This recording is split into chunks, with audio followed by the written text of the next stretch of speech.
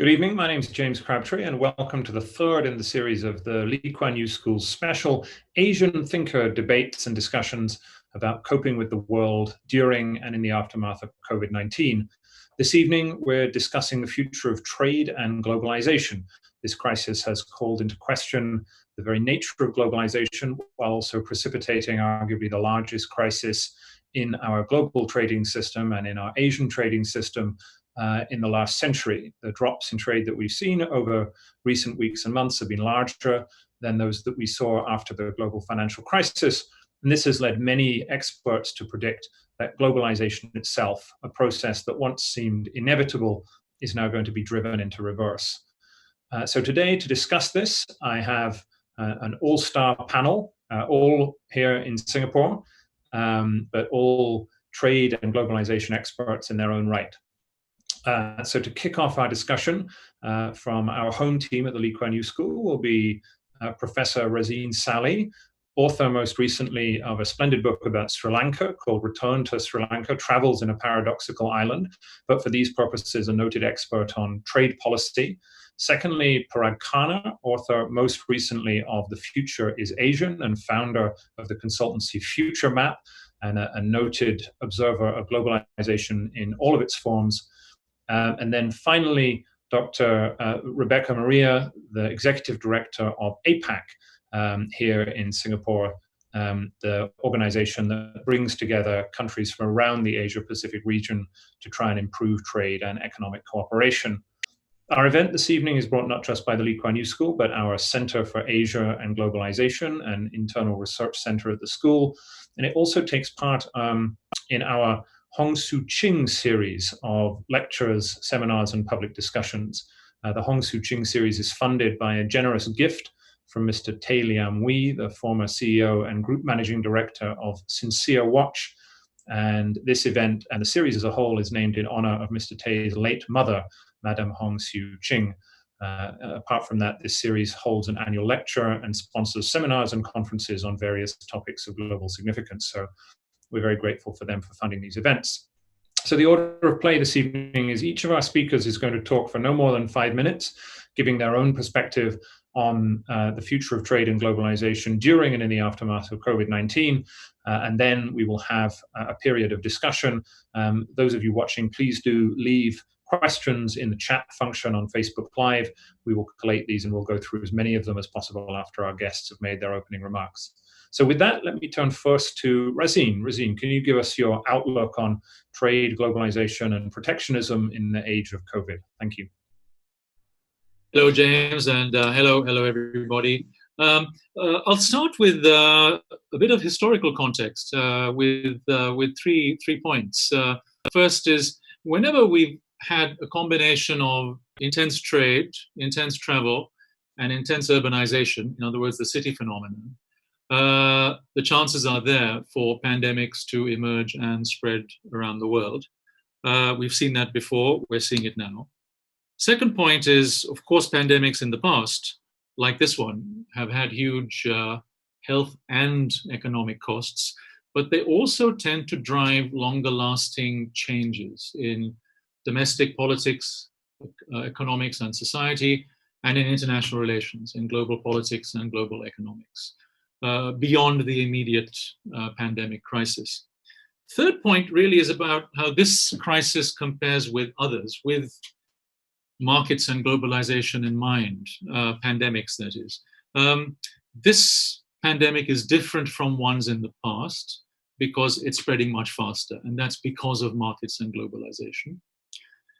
And this is the positive lesson, this pandemic is different from previous pandemics because thanks to markets and globalization, the costs of it are going to be lower, and markets and globalization will be central to coming out of the pandemic for economic recovery in the short term and beyond once we have near universal access to a vaccine. So much for the historical context. Let me turn to the short-term outlook. By that, I mean what we're likely to see on trade and globalization this side of the availability of a vaccine. Well, as you mentioned in your introductory remarks, James, the world has entered a new era, at least in the short term, of deglobalization. It's the biggest deglobalization that we've seen since the Second World War, possibly since the Great Depression. It's going to be much bigger than the contraction we saw in the immediate aftermath of the global financial crisis. So then we saw trade contract by about 10% in the space of a year. This time it's likely to be much bigger than that. And we're likely to see similar contractions in foreign direct investment and remittances, the different channels of globalization. I think this time around it's going to be different from the GFC in two major respects. First, sectorally, and second, geographically. Sectorally, the contraction of trade that came in the wake of the GFC was very much about manufacturing. And much of services, putting financial services to one side, was pretty resilient. And the real stars were travel and tourism. This time around, of course, it's travel and tourism that are being hit hardest. So we see a broad swathe of services that are contracting at least as much as manufacturing, if not more. Secondly, geographically, the global financial crisis last time around was very much a Western crisis, with much more muted effects outside the West, China and India growing healthily, for example. This time around, of course, it's everywhere, with severe contractions forecast in countries outside the West, and that's going to have a ramifying effect on trade. We're likely to see the slowdown in overall economic activity and trade and foreign direct investment and remittances lasting into next year, probably, given that we're unlikely to see some sort of U-shaped or V-shaped recovery. Finally, protectionism is increasing. It increased before this pandemic crisis, and we see with medical equipment and other things that it's rising. Some of it will be a spillover of the new domestic interventions. Finally, in my remaining minute, let me very quickly flag what I think might be some of the patterns of trade and globalization beyond the pandemic, the other side of a vaccine, as it were. Two very important historical lessons again. Firstly, a negative one. If we have protectionism in the wake of a crisis, it's going to make matters worse, not just economically, but politically and geopolitically. That's the lesson of the Great Depression in the 1930s. The positive lesson is that to come out of a crisis, we really do need reopen channels of trade and globalization in the framework of international cooperation and multilateral rules. That's the lesson post-1945. My fear, as a realist with a capital R, as it were, is that the world and its decision makers are not going to learn those lessons this time around and will do something different. I think I've run out of my 5 minutes, so I don't have time to list the ways in which I think it's going to be different, but perhaps I can come back to that in discussion. Maybe end with a little silver lining. Very good. Okay, thank you, Razeen. Well, I'll come back to you. I'll come back to you on that. That was a very tempting thing to end on. So, Parag, let's turn over to you for your starter for 5.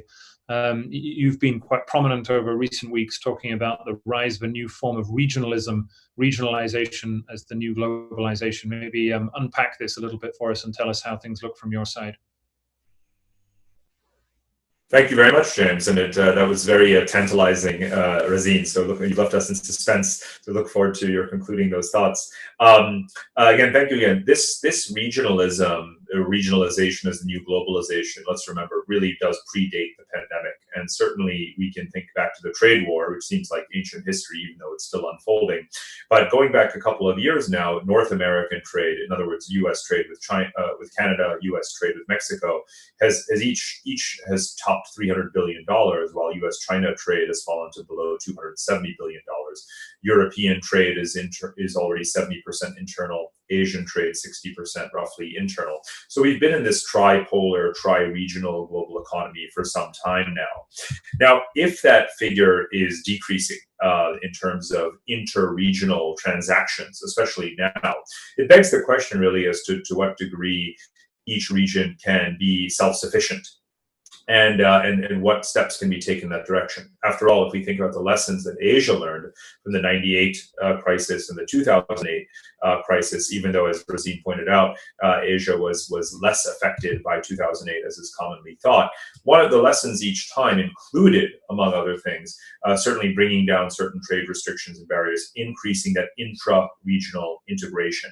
And that could be one of the benefits in some ways to what happens after this pandemic, because after all, the demand shock is certainly one aspect that is in common between 2008 and now, and that's part of what convinced Asians that they need to open up more to each other, to substitute this global demand shock for each other's demand.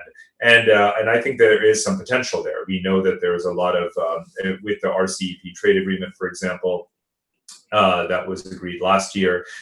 There's several $100 billion of gains to trade internally that could be pursued. One of the things more tactically is around travel and tourism, as Razeen mentioned. Now, already we have this incremental reopening going on in Asia. We've got the news showing how Chinese tourists are already back in Vietnam. So we can, for the tourism-dependent economies, this is relatively good news. Thinking about the ways in which Asian countries have been using technology pragmatically around contact tracing, but now how that can translate internationally into these sort of immunity passports or whatever the case may be, could help to jumpstart those regional flows of people, which is obviously critical to many economies.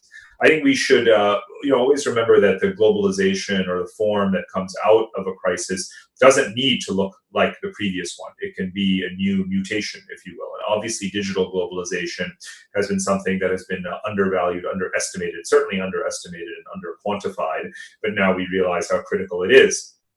And let's take not only the fact that the share of global trade represented by services had been growing rapidly prior to this crisis. We now know, of course, that the need to have broadband and bring down the price of connectivity, digital connectivity is a premium, but also think about how this elevates, if you will, remote workers and digital work.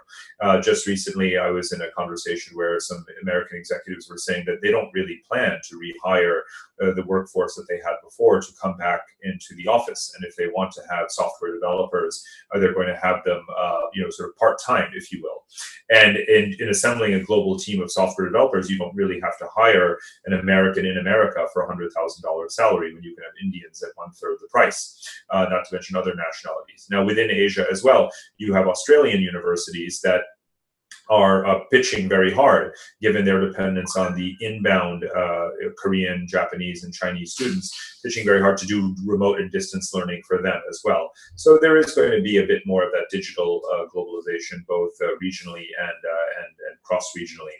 Just lastly on supply chains, is that really the world is moving back to this regional theme towards this make where you sell model.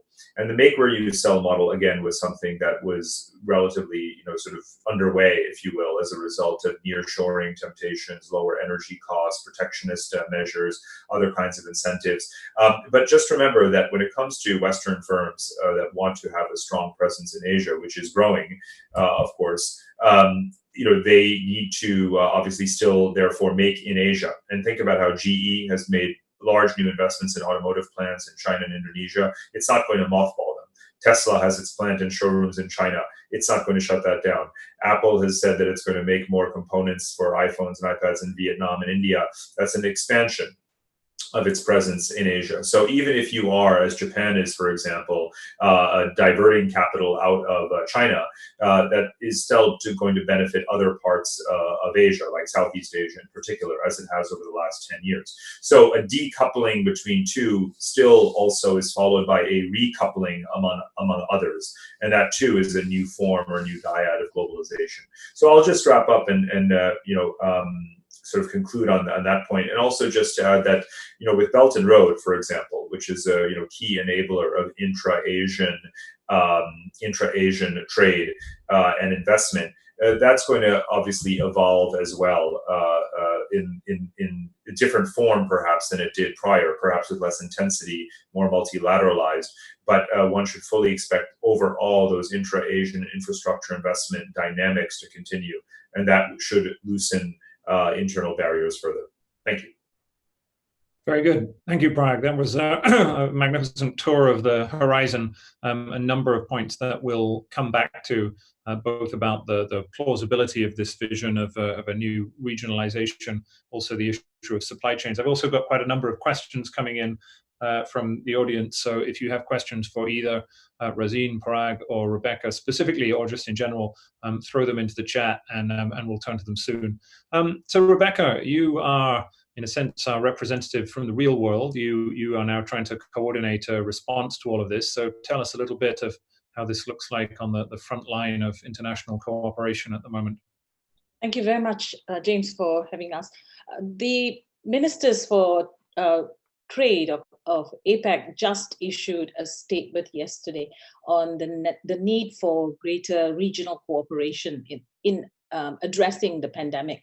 They talked about keeping markets open. They talked about having more focus on trade facilitation, on looking at inclusive growth in that sense of making sure our SMEs are taken care of, looking at the digital ecosystem as well. So the topics, the subject matters discussed by Razeen and Prasad have already, have gone deeper into those areas that the ministers talked about. But I think going forward, there are lessons that we have learned from this process, that we are learning from this pandemic. And clearly, we cannot come out of it the way we've gone in. Some of the important lessons that we learned or we are learning have to do with trade agreements, investment agreements. This cannot be in its present form. Our traditional trade and investment agreements don't have that element of risk management, as it were, to take on board these developments. So how do we factor in managing pandemics in our trade agreements? In the investment agreements, how do you balance the need for protection with the need for facilitation, the right to regulate? All these elements are new and will take front and center as we go forward. So these are the things, the areas that we need to look at and focus on as we go forward. We are aware of, the whole conversation around deglobalization, around the question of protectionism. So how do you manage this going forward? I think that's a very important, more important for us to be looking at. Equally important would be building resilience of our own sectors, specifically manufacturing sector, looking at strengthening our linkages, whether it is connectivity, digital connectivity, whether it is resilience of our supply chains. Another important area that has surfaced also in this is food security and the supply chains that link to food, movement of food, movement of essentials. These are things that we will need to take on board going forward, having learned this lesson. If you recall some years ago, I think 2008, 2009, ASEAN went through a process of having an issue with rice when Vietnam banned the excess export of rice. And we all felt it, and ASEAN very quickly got together to deal with that. So swift action is something that we must be conscious of, and building institutions, making sure our institutions are strong and resilient.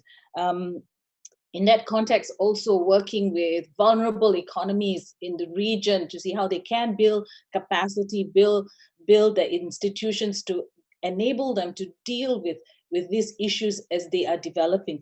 So very importantly, I think, just to quickly end, sustainable recovery. That's swift and sustainable recovery, taking on board inclusiveness of our, especially our vulnerable sectors and vulnerable parts of our economy, whether it's SMEs, whether it's women, whether it's the marginalized.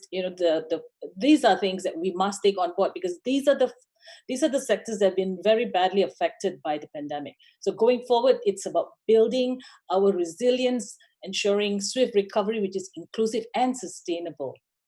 I'll stop there. Very good. Thank you, Rebecca. Thank you, all three of you. That was a terrific overview. So let me start with a kind of basic question, and I'm looking at the questions that have come in. I'm going to draw initially from Rahul Shukla, who asked a sort of basic question about how bad is this really, looking at the data. So we've had Razeen talking a little bit about a fairly gloomy prognosis, but maybe Rebecca, since you were just talking, and Parag, can I just ask for your take on, in a sense, how severe the trade shock that we're in at the moment as you see it? So Ravi asked, are we going to see a W, V, or U-shaped recession, which is a great parlor game, but maybe you could have a go at answering that, or just giving us a sense of how grave the figures are that you see. How big is the crisis that we're in because of this pandemic? Rebecca, you start, and then Parag. Yeah, definitely we will see a downtrend in exports and imports. And that's the reason. I mean, WTO has revised its growth figures for trade, for global trade.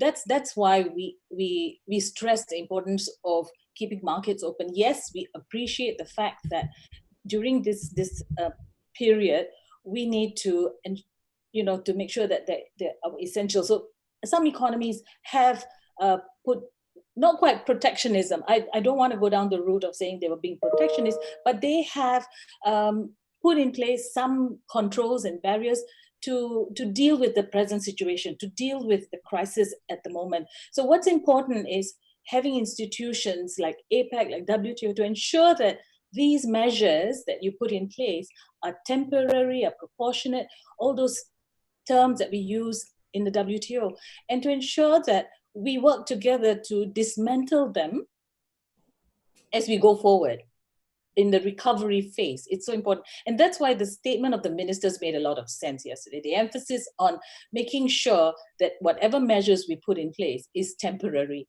and proportionate. And the more important thing is it is transparent. These are the measures that we have to be conscious of if we want to look at recovery. Parag, I mean, how gloomy are you on the outlook here? Just in terms of how bad this is. Is it an event without precedence in its severity? Well, what we can measure and quantify, we can certainly relay that. And if the present analysis suggests that trade is going to contract potentially 30% this year, we could see that be potentially less, as a result of the recovery that might be underway, certainly, again, within regions, such as within Europe and within Asia, where there's some, at least positive signals around the reopening of borders and so forth. But let's remember that, given that it is likely to be a W-shaped recovery from a macroeconomic standpoint and market standpoint within each region, whatever the data says at the end of this year is not necessarily going to be a good forward indicator of what next year holds. It depends on a lot of other factors. But one thing I would emphasize is that when we think about this notion that the rate of trade growth, or in this case now, given that trade is declining, versus the rate of GDP growth, this has been one of these statistics that people have bandied about to talk about this deglobalization. But let's bear in mind that having a large population that consumes a lot of domestic services is actually part of the reason why the rate of trade growth has been higher, the rate of GDP growth has been higher than the rate of trade growth.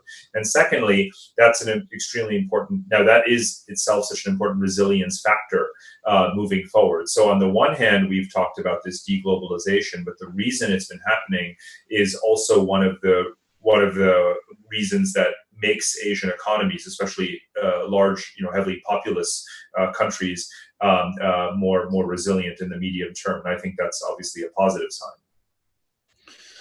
Razeen, in a sense, we heard from you your view of how bad this was going to be. So let me move the conversation on to this question of decoupling. I mean, when we're talking about deglobalization, a lot of this comes down to the relationship between the industrial countries and China.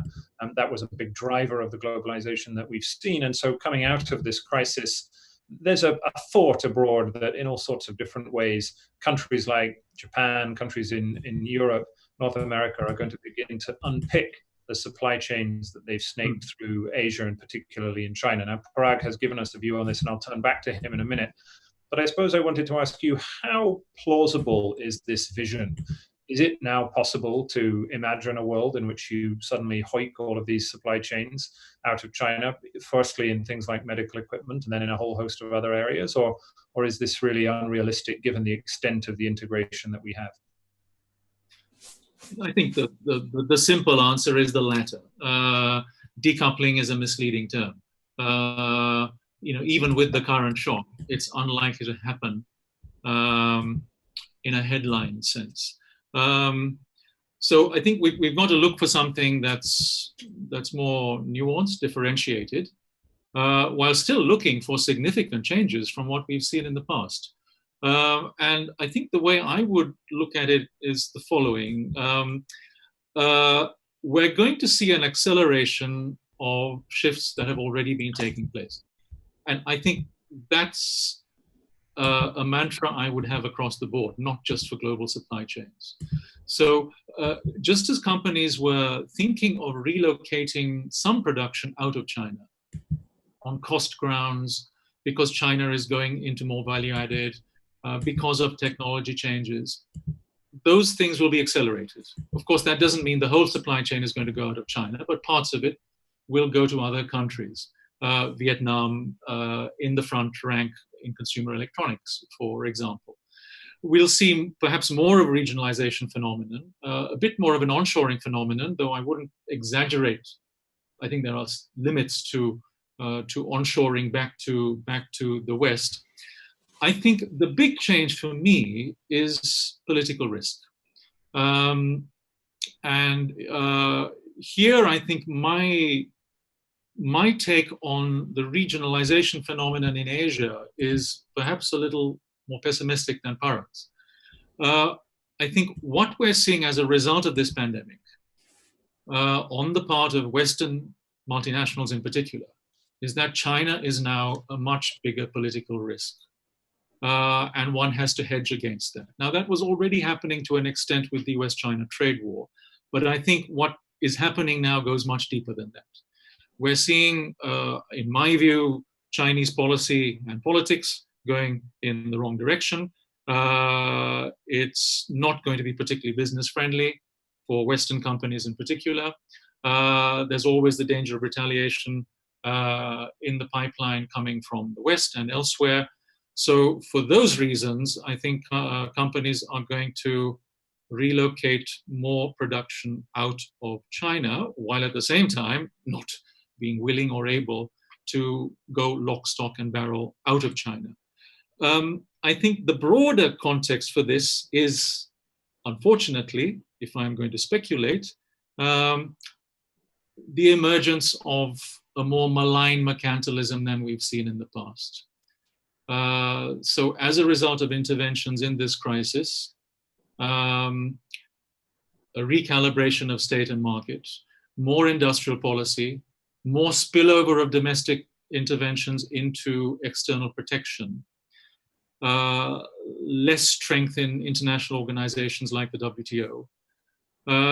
We're going to see more protectionism around the world, and not just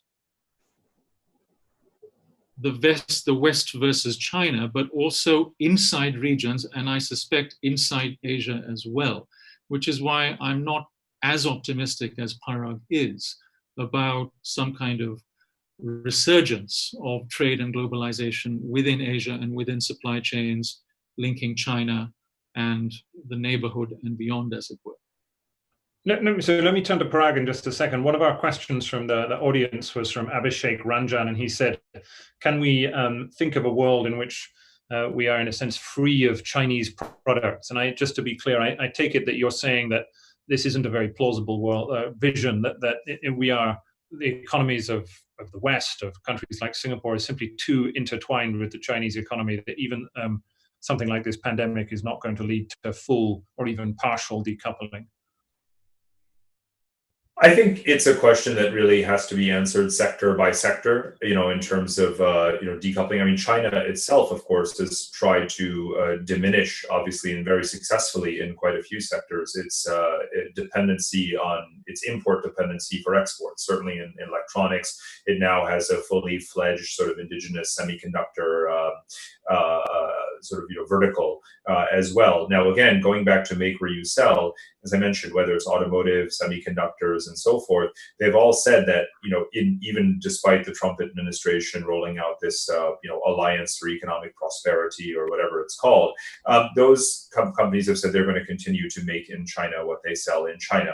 Now, when it comes to a broader set of consumer goods or other areas where China is strong, you can see that there is competition in those areas. India can make appliances as well. Of course, now India can make mobile handsets too. We saw the garment industry shift to a large extent, or accelerate a shift out of China into Bangladesh. And so forth. So just as China has practiced import substitution, other countries can also move up and across the value chain in different areas and compete with China, obviously internationally in the export market. It also bring in the role of technology here, because automation and the investments that firms are making in labor automation, which will most certainly accelerate in the wake of the pandemic, given the difficulties that employers have had with the labor force, sick workers, closed factories, and so forth. That is going to change the landscape to some degree of competition, because you will have enhanced productivity coming out of the automobile factories of Korea and Japan, as they use 3D printing and robotics to do their own automobile parts and diminish the imports from specifically Wuhan, in fact, among other cities in China. They will be able to be more productive and in terms of their output of automobiles. So this is the kind of question that has to answer sector by sector. Maybe it would be a good thing if each country made its sufficient domestic stock of surgical masks and other kinds of critical, medical equipment and so forth. So the distribution of these things in a competition for the global market for them is not necessarily a bad thing. And yes, that actually means in some areas somewhat less dependency. And just one point to respond to Razeen, it's more of just an open question, which is just that we'll wait and see what happens. But as we all know, China was in its effort at sort of what I call sort of permanent substitution of any dependence on technology imports from the United States in particular, or certainly non-friendly countries in general. China had been willing to push very close to an aggregate trade deficit. It was reducing tariffs across the board on every country except the United States. And so in a way, let's remember that in terms of political risk and its diplomatic overtures right now, in order to sort of play nice, one of the things it may need to do is to continue in that vein and to buy lots of goods and exports from other countries. Again, that's more of a just let's wait and see, but that will certainly show up in some way, shape, or form in the trade data moving forward.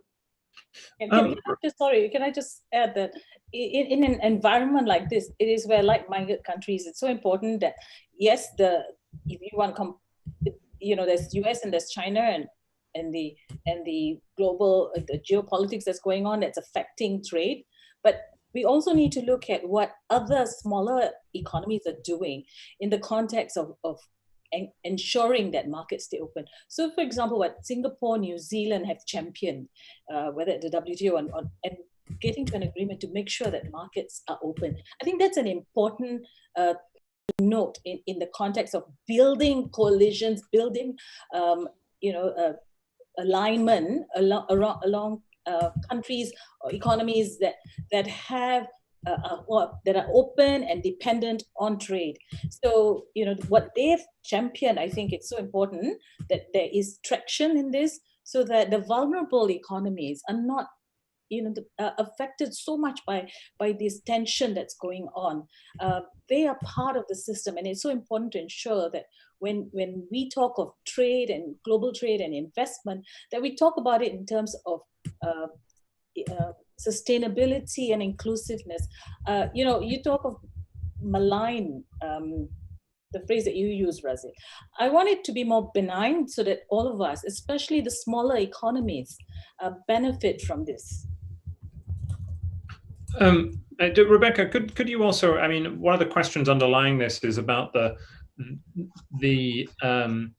regional and global response. So I've had a couple of questions. I want to ask about the WTO in a minute and the role of the WTO, but a couple of questions on the chat about, in a sense, why hasn't there been more global coordination on the trade front. So after the global financial crisis, we saw the G20 coming together and committing not to introduce tariffs, various measures that were taken. How do you judge the international response so far, and what more are you looking to see happen? I think this started, APEC has, as I said, we have started the process of ensuring that we track the measures that are put in place. We appreciate that economies have to put in place some measures to deal with the pandemic, but these have to be, you have to make sure that they are, temporary, and make sure there's transparency in this process. So that's part of what's being done at APEC. Maybe you don't see it in so many words, but definitely when we track what's being done across the region, we know that there is policy response, not just in terms of stimulus and ensuring relief, but also more globally, more regionally, to look at these measures and ensure that we talk to each other. I think APEC in that sense provides that opportunity for us, that because we are non-binding, unlike the WTO or ASEAN, to have that conversation about how we can then look to ensure that these measures, while necessary, are temporary. There's always that danger when you put a subsidy in, it's very difficult to take it out. But having that conversation is so important.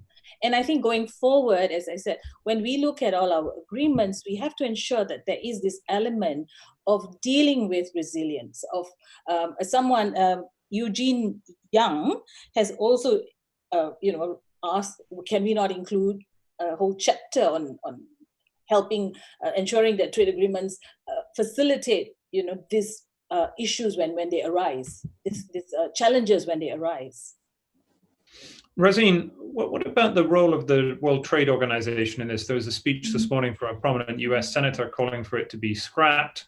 We had a couple of questions, one from Ravi, one from Rachel Lim, both asking basically the same thing, which is, does the WTO have any relevance in trying to coordinate a trade response in this area? Well, I mean, the liberal answer, even the social democratic answer, is that it should. But unfortunately, it's been sidelined. This is part of a bigger trend.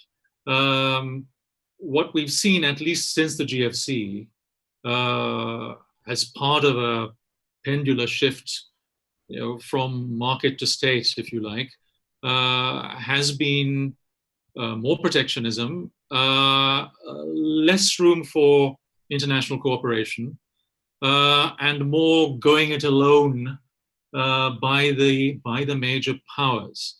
And the WTO has really been squeezed in that process. And it wasn't able to contain the kind of new protectionism we saw triggered by President Trump starting just over a couple of years ago, even though the rules and some of the mechanisms are there to try and contain that phenomenon. Just as it's not really in a position to contain the new protectionism emerging with this pandemic, and I suspect it's not in a good position to contain the even greater protectionism that's in the pipeline, much of which I think is going to result from the new industrial policies spilling over into controls on the flow of goods and services and investment across borders. Things like subsidies, ownership controls on foreign companies, procurement policies, and other things besides. So I think the short answer is that international institutions, starting with the one at the center, the WTO, are not in good shape to contain the kinds of things that are emerging. The silver lining is, to me, actually, I'd like to echo what Dr. Rebecca just said. I think the real lessons coming out of the pandemic so far, and it's still perhaps early days, are not those coming from the big powers, from the United States, from the European Union, and certainly not from China. It's the lessons coming from small, medium-sized, open economies in East Asia, all the way down to Australia and New Zealand, beginning with the public health response. So the best practice examples have come so far from South Korea, Taiwan, Hong Kong, Australia, New Zealand, Singapore, with the exception of the migrant worker issue.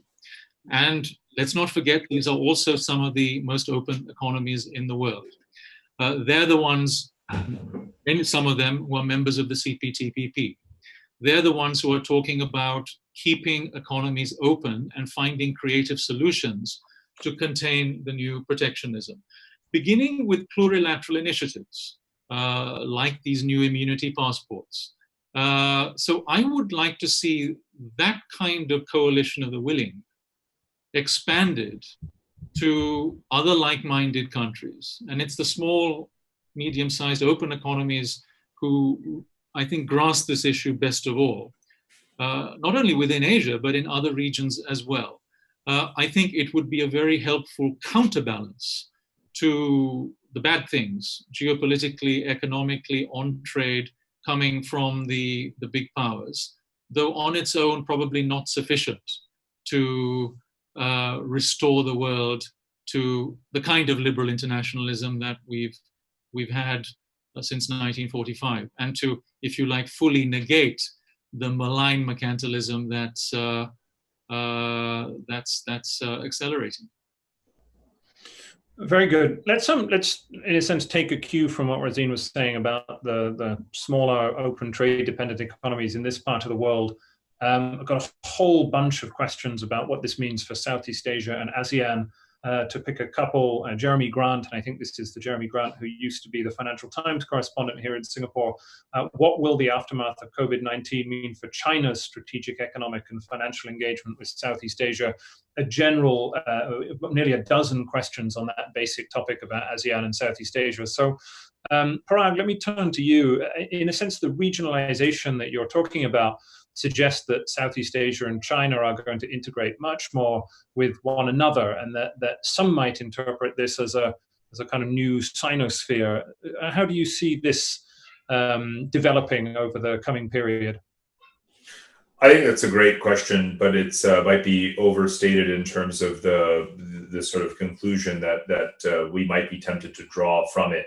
The fact that China is now trading more with ASEAN, if I'm not mistaken, China does trade now more with ASEAN than the United States, does in itself, underscore a point about a growing regionalism. Regionalism in terms of the volume or intensity of trade activity doesn't necessarily speak to the structure geopolitically, whether or not it is a deeper or more hierarchical relationship than before, or whether in fact Southeast Asian countries are taking certain steps to protect themselves in a way from being overly sino-dependent. One can have greater trade with China, but also greater trade with India and with North America and South America all at the same time, potentially. So it doesn't in itself lead us to any particular conclusion.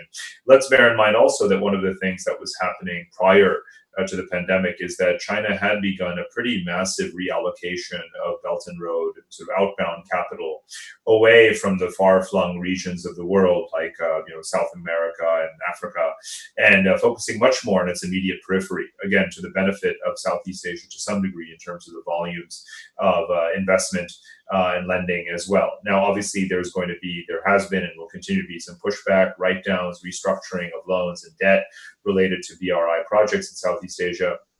But on the whole, the fact that in the context of RCEP, companies setting up and those that exist in Southeast Asia can actually now re-export or export into China is certainly beneficial to them. So that Sino-dependency is not a bad thing, to the extent that countries may actually be trying very hard and may succeed, some of them, in reducing their trade deficit with China. I'll make a final point about again, Asian regionalism more broadly. It relates to capital markets, because we can't really talk about globalization and only focus on trade. To some extent, one can say that trade is billions and finance is trillions. So we really should be talking about this as well. And again, some of the lessons from past crises, and certainly some of the opportunities to get to this issue of silver linings, is around capital markets, because clearly with a world that is looking for returns, looking for yield, Asian countries offer this opportunity. If you look at the MSCI Asia Index, the Asian equity markets, they're sort of tepidly rallying, but they've certainly bounced back a lot more than the broader emerging market asset class. So we should certainly differentiate Asia as an aggregate from this broader global category of emerging markets that includes the sort of wayward countries like Turkey and Argentina and so forth. And so not only are these Asian markets rebounding, but with weaker currencies, these constitute a buying opportunity. And indeed, that's what many people and market analysts are saying.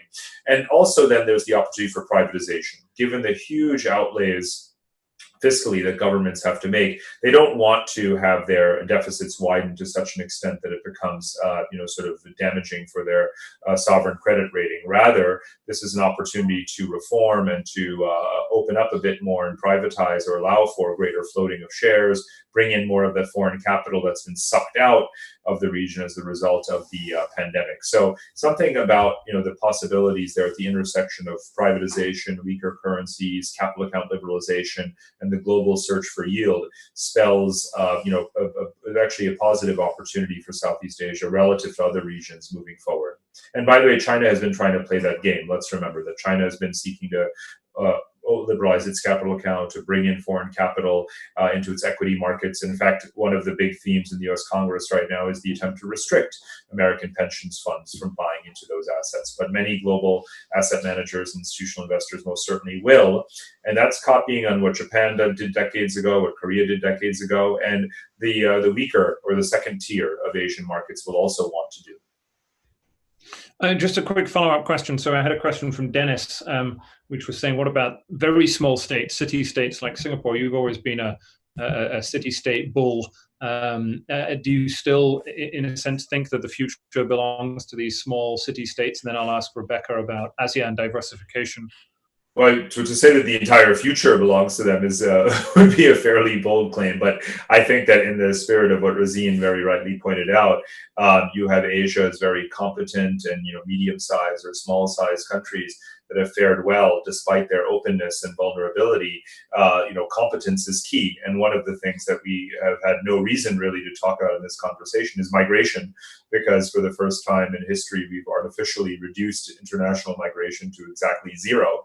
However, looking ahead 6 months, 1 year, whenever there is a vaccine, we will you see people voting with their feet and hoping to relocate from the red zones that manage this crisis very poorly to the green zones that did well. And people will move with their, not only themselves, with their families, with their money, and seek to re-domicile themselves in places that are more more pleasant if you're going to be quarantined at some point in the future for reasons beyond your control. So do I think that, again, does this experience raise the appeal of countries like Singapore, countries like New Zealand? Of course it does. The question really is about not on the supply side of people who would love to live in these places, but on the demand side. To what extent will these governments let them in? And I think that's going to be something that's very, very interesting to watch. Very good. You answered another question we had. We had a few questions about immigration. So Rebecca, can I just go back to the Parag and Razeen both touched on this, the question of diversification within ASEAN.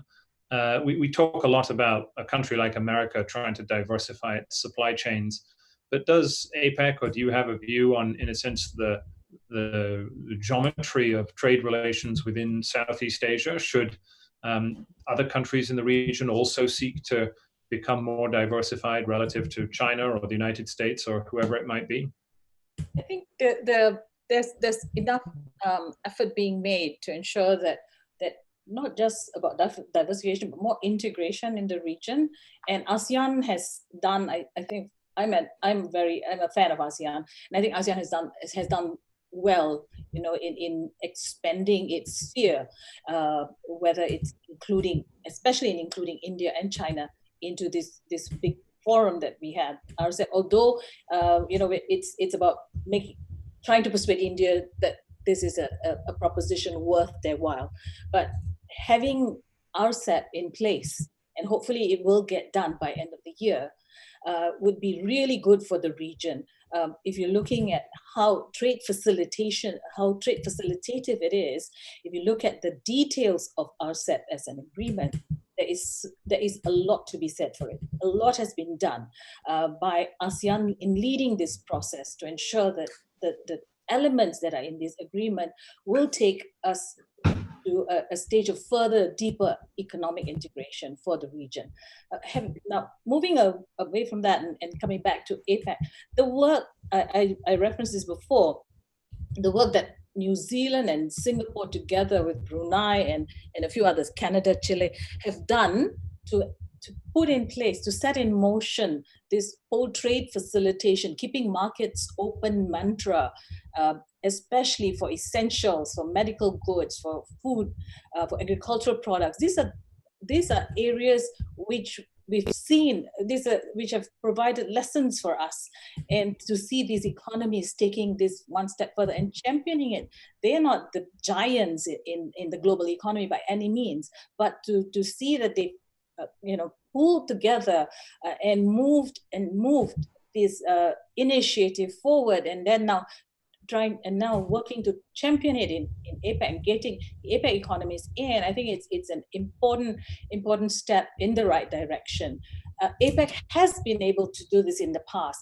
If you look at what we've done with environmental goods, we championed it in APEC, and then we elevated it and made it multilateralized, right, at the WTO. So we're seeing that these are this very important area of medical devices, of medical products, essential commodities and goods, just as we've done in the past, we should be able to pull together to get this done going forward.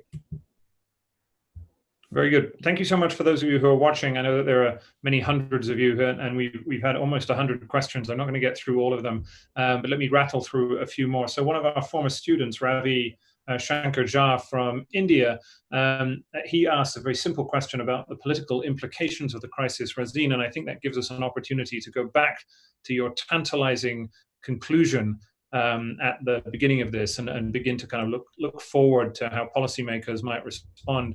You were about to tell us how you thought that perhaps policymakers would make some mistakes. I wonder if we could go back to that and get you to tell us a little bit about the mistakes that might be made. Well, in very, very broad terms, and here where it's a medium-term outlook, I think the kind of trends we've seen since the GFC are likely to accelerate. So the first one, and I'll just go through this in very quick order, a further move towards more state intervention and more restricted markets. Of course, we're seeing that with crisis interventions.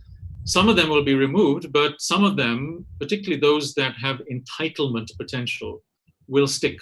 And some of that will be negative. So I think the kind of capitalism we're going to see coming out of this crisis will be different in some respects. Second point, part of that will be a legacy on a combination of industrial policy and trade. Trade protectionism, which is going to be difficult to contain. We've talked about the reorientation of supply chains, what that might mean for the WTO, for example. I think also geopolitics is important to bring into the picture, because I think an environment of more contested and unstable geopolitics revolving around big power competition is also going to squeeze great trade and globalization. So let's put it this way. I think trade and globalization is going to be squeezed into the medium term through a combination of some negative aspects of domestic capitalism and negative geopolitics, all pointing to a more malign mercantilism. So for the liberal-minded, the open economy-minded policymaker, whether he or she be, shall we say, more free market-oriented or more social democratic-oriented, the challenges are going to be very, very, very stark. And all the more reason, I think, to think of the kinds of creative coalitions of the willing that Dr. Rebecca alluded to earlier. Parag, I mean, what do you think the world's political leaders are going to take out of this? Is there going to be a movement not for more openness, but to defend the openness that we've had? Or is it inevitable in a sense that you're going to get what Razeen talked about, a new age of mercantilism or a retreat into forms of populism and looking after your own people after a moment like this with its effect on globalization? It could be a bit of both, but no doubt done in one's own interests. So, for example, the stimulus, we haven't really seen a globally coordinated stimulus as much as we've seen a simultaneous stimulus. And those are obviously slightly different things. Governments are pushing to jumpstart their own economies, not for the purpose of boosting imports from others, obviously. Some of the measures that we've seen also, even from countries like, or entities like the European Union, that's always pushing to maintain a free and open, rules-based international system, is the push to strengthen their own strategic industries. And this is a whole initiative that the European Union has launched, again, pre-pandemic, in order to fend off to some degree some of the mercantilistic practices. Certainly the investment restrictions that have been passed and legislated in the United States and actively implemented there, in Europe as well, particularly in Germany, Australia, India, just 2 weeks ago, barring any, sort of onshore Chinese beneficial owner from having a majority stake in a wide range of assets in India. So there's going to be this, push and pull, if you will. But to some degree, so again, you have this coexistence of the industrial policy and the mercantilism with the desire to have the most lucrative markets continue to open. So I think that the in particular the U.S.-China trade war has gotten more attention, but ultimately it could be EU pressure on China for reciprocity that could have a lasting impact on how China decides to move forward in terms of market access there. Very good. We're racing up against time here, but let me ask one question to Rebecca, and then I want to conclude by getting you all to give us a note of optimism for the future. But Rebecca, we've had a range of questions. Ying Hui Ting, for one, talking about RCEP, a couple about TPP. In a sense, is it realistic to hope that there will be more and better trade agreements coming out of this? I mean, you've talked about new kinds of trade agreements which cope with pandemics. But your free trade area of the Asia Pacific that APEC is always very keen on. In a sense, have we seen the end of these big multilateral or regional agreements, or is it plausible that we might see a resurgence of them after this? I think we're going to have to take a step back and relook trade agreements going forward. Not just the trade agreements, as I said, but also investment agreements. If and nothing else, we've learned that this pandemic, the impact this can have on both trade and investment. The questions around the investment decisions, the changes that are being made in investment environments, those and infrastructure, those things will have to be dealt with going forward. Those lessons that we've learned this last few months cannot be just diminished like that. You have to take those on board and to see how we come out stronger with better trade agreements that are, you have to change the narrative. Otherwise, folks will go back to this whole argument about deglobalization. For me, it's not about focusing on aspects of deglobalization, but really, how do we improve on what we have now? Clearly, the free trade agreement for the Asia Pacific that we were envisioning, the free trade area of the Asia Pacific that we were envisioning, cannot be in this present mode. You've got to bring on board the issues of risk management, of balancing national and domestic wants and needs with regional benefits that will accrue from these agreements. So there's a lot that we have learned, and it's a matter of putting them into place and having those conversations. And for me, APEC provides that opportunity for us to have those conversations. Maybe you can't do as much in the WTO, almost 170 economies. ASEAN, the binding aspect of ASEAN causes economies to posture more than anything else sometimes. So APEC provides it's non-binding. So you're free to have those conversations about the changing narratives for trade and investment agreements going forward. And just let me ask each of you, Rebecca, you were just speaking, so we're about to conclude. We said we'd finish at 6:15 Singapore time, and we're going to maybe go 1 minute over. But Rebecca, give us an optimistic thought to end. This can be quite a challenging moment. I don't want to say that we've been gloomy, but give us something to look forward to. What's the silver lining to come out of this? I think the fact that all of us agree that we need to look at our measures that we put in place. There is agreement, especially with the minister's statement, to say that we want to make sure that we continue to keep our markets open and to look at it from a facilitative perspective rather than building those walls, that prevent us from expanding our trade and investment. And more importantly, how all the initiatives that we put in place will benefit the vulnerable economies, the smaller economies, and the vulnerable parts of society. Parag, what's you've given us a few sort of silver linings already, but give us a reason for optimism at the end of this conversation about why trade and globalization will emerge stronger from this crisis. Sure. Well, I can, sort of focus, I think, on this region primarily for our intents and purposes right now, which is that, we've realized, obviously, is to appreciate small, relatively open economies, how dependent we are on that connectivity, on globalization, on travel and tourism, and so forth. So the utmost efforts are being made to restore that, and I think that's positive. Again, that sort of will linger in the mind, how important it is to preserve that. The other is a new wave of investments that can be made and should be made, again, in digitization, in 5G, mobile broadband, obviously in health technology, distributed cost, lower but distributed cost of care for critical healthcare interventions. Obviously, agricultural technology, the need to have food security and resilience is also something that's been demonstrated in this crisis. So greater investments in agricultural productivity, potentially more, rural finance for farmers and so forth. So boosting food output. All of these things then become, tradable goods and services. And hopefully then there's going to be some, a substantial amount of spillover effects within the region. So I do see a pathway, a scenario, chain reaction that could be relatively positive for this region. We can't control what happens in the rest of the world.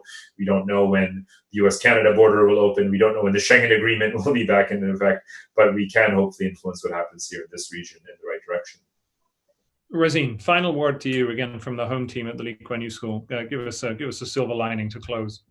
So James, I thought I'd given you all the optimism I'd got in my system, but since you insist on extracting the final drop, let me have a go. I'm not optimistic about things top down, not with a combination of Donald Trump, Ursula von der Leyen, Boris Johnson, Emmanuel Macron, and not least Xi Jinping.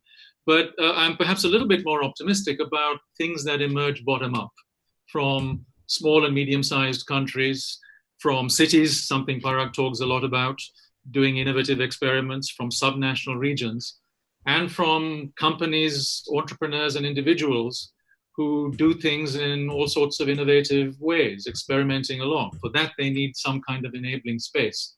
And that space might constrict. That's what worries me. Very good. All right. Thank you very much to all of you. So this is the third in the series of events from debates from the Lee Kuan Yew School. The fourth one is coming up in about a week's time. We're going to look at climate and the knock-on effect of climate, biodiversity, and a number of other similar issues from the crisis. But thank you very much to our sponsors, the part of the Hong Sing Chewing lecture series, and in particular to my three speakers, Razeen, Parag, and Rebecca. Thank you very much for your time this evening, and thank you to all of you for watching. Good night.